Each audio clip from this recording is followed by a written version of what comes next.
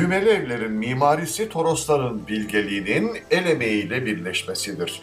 Bu evler çivi kullanılmadan yapılır. Önce ahşap iskelet kurulur, sonra taşlar tek tek sabırla bu iskeletin etrafına örülür.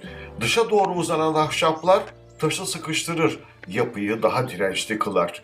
Bu çıkıntılara halk düğme der. Çünkü evin ruhunu bir arada tutan bağ tam da budur. Her düğmeli ev ustasının nefesini saklayan bir zaman sandığıdır.